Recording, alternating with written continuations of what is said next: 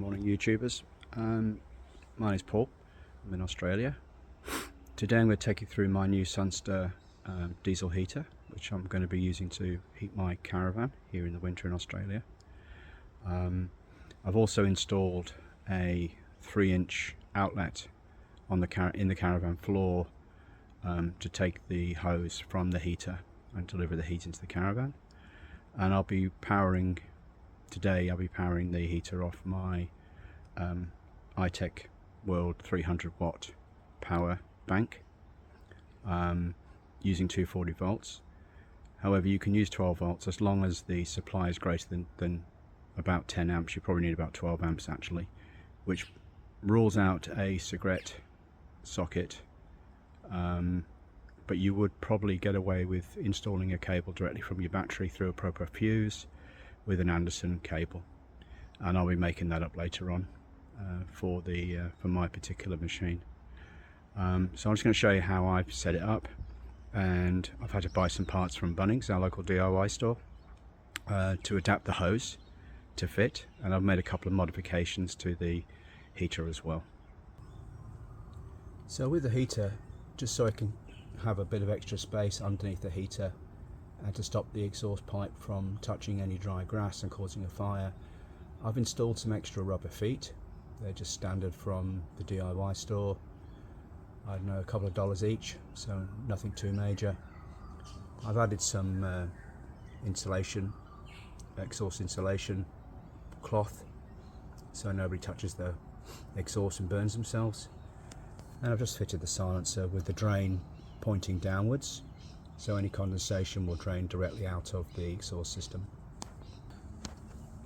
Because we have crime in Australia the same as any other country in the world, I've added a eyelet on the side, and I'm planning to run a chain through that and padlock it to the wheel of the caravan. In terms of connecting to the caravan, I've just used the supplied Jubilee clamp. I've removed the wire underneath the clamp, the wire that supports the integrity of the tube, just because it was making it too tight to get it onto my outlet. So that helps to soften the end up a little bit, and then I can slide it over the outlet. Now, I did notice that with the hose and the outlet on the heater just there, that the fitting is extremely tight, and I was struggling to get the hose over that outlet on the heater. So I bought this relatively cheap piece of metal plumbing from Bunnings. You can see that it's not completely round, it's got some scallops on each side, and that enables me to effectively slide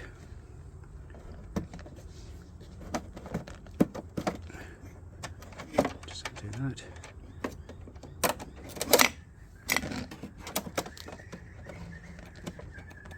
That allows me to slide over the side, tighten the wing nut, and I'm good to go.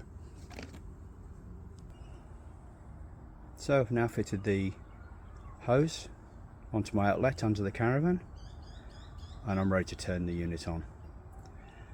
There's two ways to turn the unit on. You can use the remote control and the control panel, or you can use the app. The app, you can find the details for the app in the actual instructions for the heater. You just scan the barcode, go to your app store and download the app. It's relatively simple to install, and then you can make changes and settings from within the app, and it also means you can turn it on, turn it off from inside your caravan. So I'm going to turn it on. Start heating. Okay. Now it goes through a process now of starting up.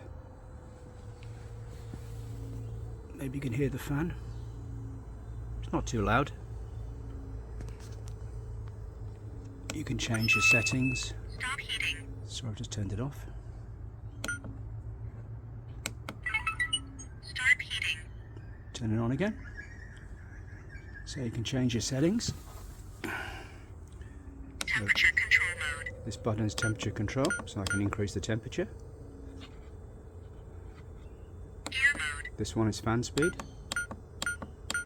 I can increase the fan speed. And this one is if I just want dry fan on this one from the edge. There's various settings that you can do in the system, but I suggest that you read the instruction book, as it'll take too much time to explain it now. This is connected to Bluetooth. You can see the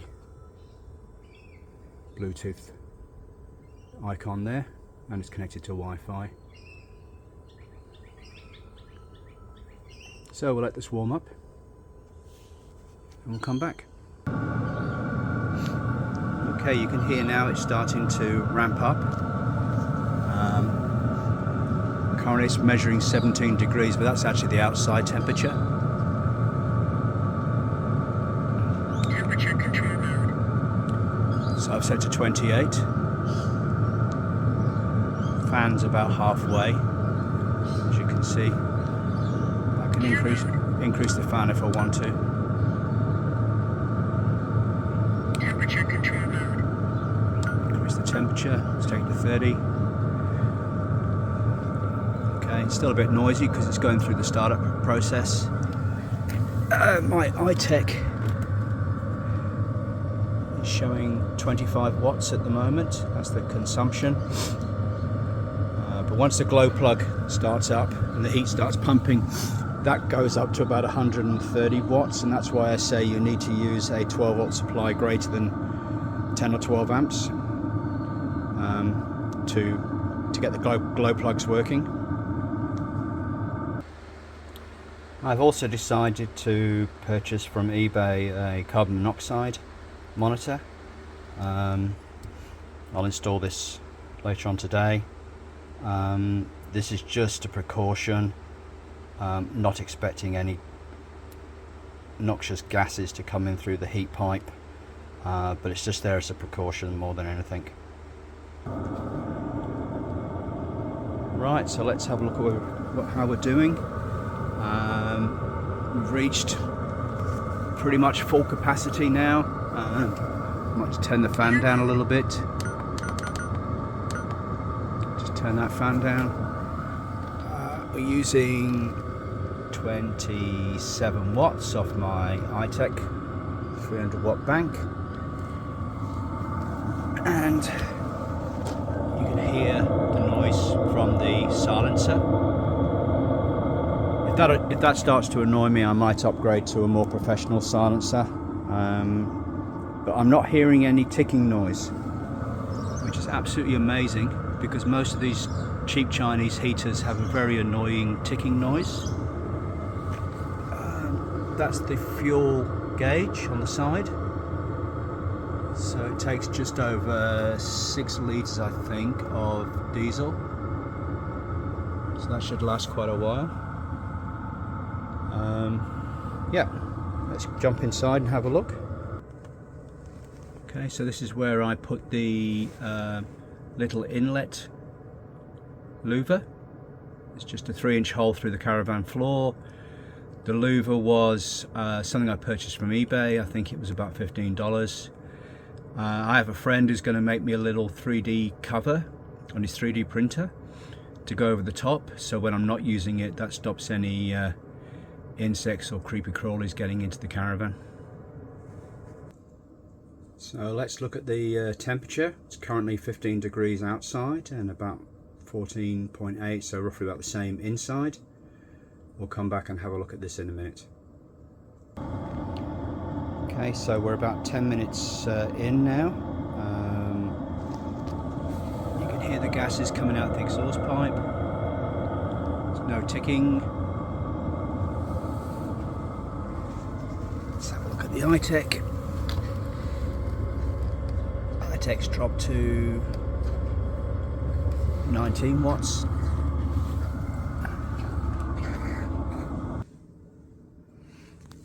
Okay, so it's getting really warm in here now. Not sure if my temperature gauge is actually working very well, but it's definitely showing that the temperature is going up. We're now at nearly 17 degrees. Yeah, so it's definitely getting warmer in here. Yep, so I think that's about everything I can tell you about this system. It seems to be working really well. It does exactly the same as what it says on the box. So very pleased with it.